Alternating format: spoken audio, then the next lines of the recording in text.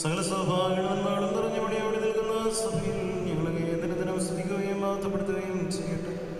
എന്തുകൊണ്ടെന്നാൽ സകലത്തിന്റെയും നാഥനും സൃഷ്ടാവാകുന്നു പിതാവും പരിശുദ്ധാത്മാവുമായ സർവ്വേശ്വര